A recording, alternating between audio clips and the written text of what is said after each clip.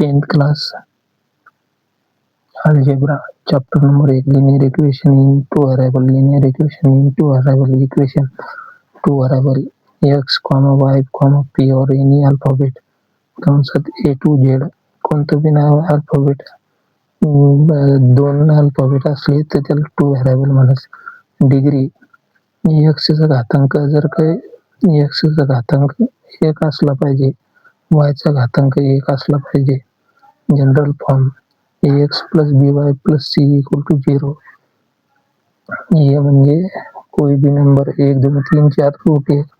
x म्हणजे कोणतं बी नाव alphabet. b म्हणजे कोणतं पण नंबर 1 2 3 4 रूट 1. y म्हणजे कोणतं पण alphabet plus c = constant any number = 0. Linear equation in two variable. Example 1 6x - 4y = 6. दोन number 6x - 3y = 3y - 4 = 0.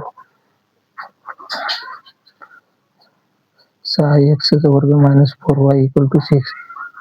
This is not linear equation in two variable because 6x चा घातांक 2 आहे. Degree 2 असल्यामुळे x ची degree 2 आहे, त्याच्यामुळे linear equation in two variable नाही. Simultaneous equation एक के बाद एक इक्वेशन और टू इक्वेशन. सायमल्टेनियस इक्वेशनचं example 5x - 3y = 8, 3x + y = 2.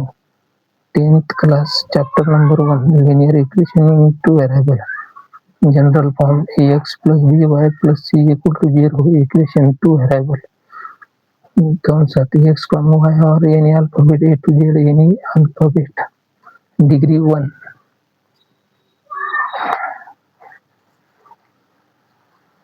Simultaneous equation एक के बाद एक इक्वेशन और two equation. Example 3x - 5y = 8, 3x + y = 2. दोन number 5x + 5y = 10, 2x - 3y = 4.